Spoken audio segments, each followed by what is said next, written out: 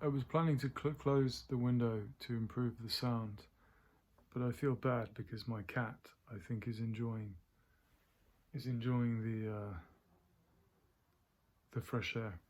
So hopefully the sound will be okay. On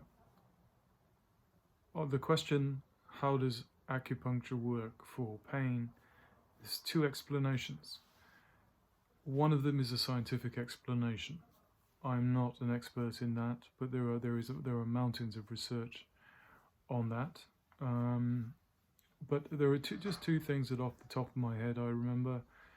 One of the things it does is it releases nitrous oxide. So in the same way as Viagra originally, let me close this, it's too loud. I think it's right. So originally Viagra was a heart drug because it opens the blood vessels when they close.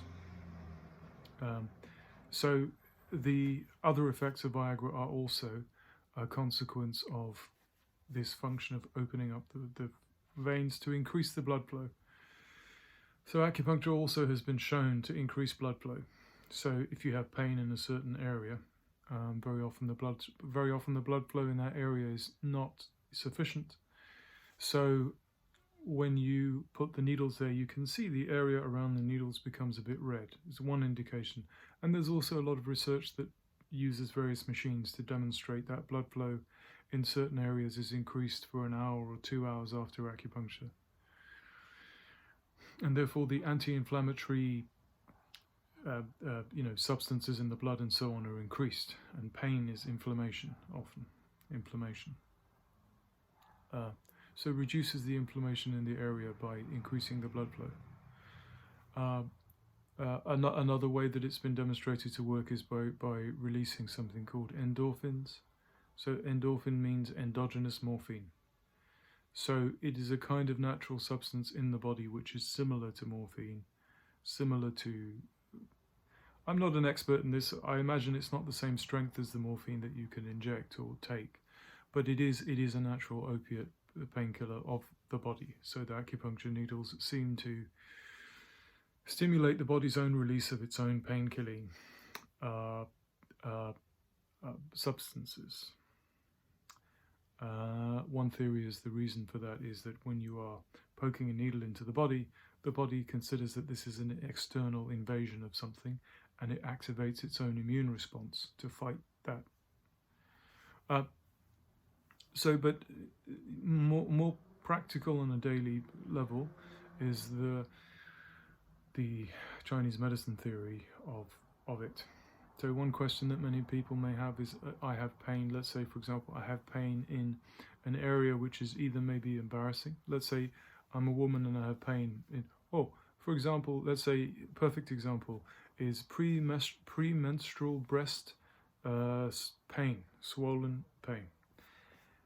You can imagine that if you think about acupuncture for that kind of pain, people usually think you put the needle exactly in the place. So if I have pain in my knee, you put the needle in the knee.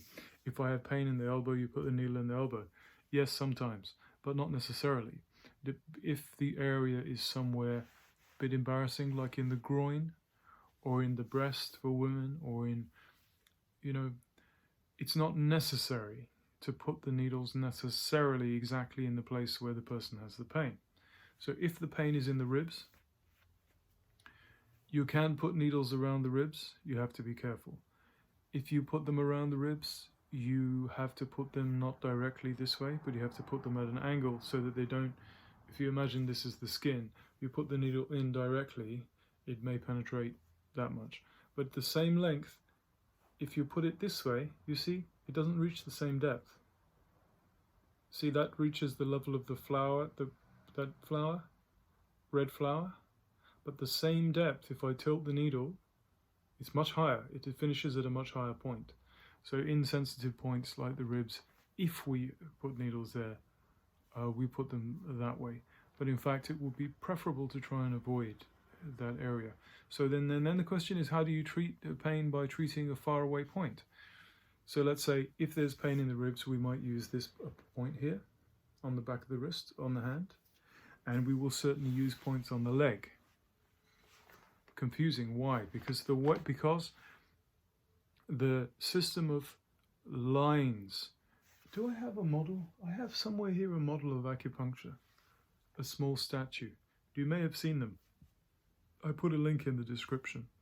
So they believe that the body has many lines, like underground lines. They look like underground lines that travel certain pathways, or canals. The ancient Chinese word means Jingmai means canal. So the canals in which the vital energy, the Chinese call qi, Indians call prana, the Bushmen in the Kalahari call num. Every tribe has in ancient times had a name for this energy, but the body's natural energy. In hypnotism, in Austria, Mr. Mesmer, 200 years ago, he called it animal magnetism.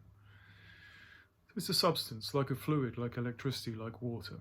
So the belief is, in Chinese medicine, they say, tung zi butung, butung zi tung. It means, if there is pain, it means there's no free flow of the body's energy in the channels. And if there is no free flow of the body's energy in the channels, then the result is pain. So if we put a point in the foot, it makes a wave, like a whip.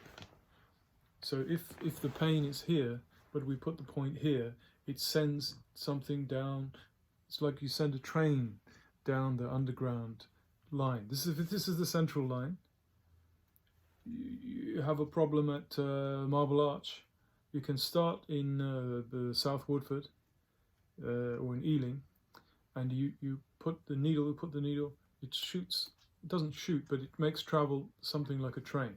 The train travels through the tunnel and it unblocks any obstruction in the tunnel and it clears the line. So this is the theory. This is the theory. And the shortest line in the body starts here, middle of this finger, goes in the palm, goes up here, finishes here next to the nipple. So let's say, for example, you have pain in your palm of your hand. That's a very painful place to put a needle.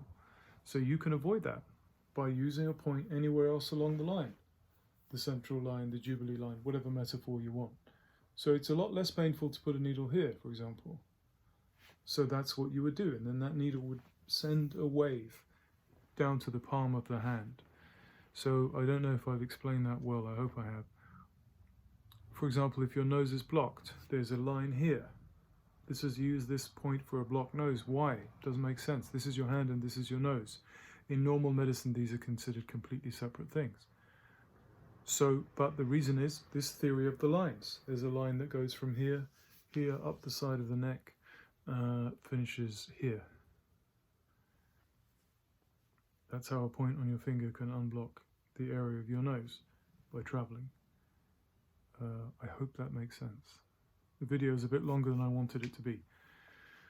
You can feel free to skip over any bits that too boring. I put a diagram in the description so you can see some of the lines.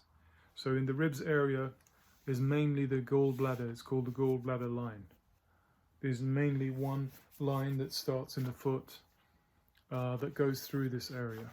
And if you see the picture of the lines, then it makes a bit more sense why you're able to use points far away. Okay, have a nice day.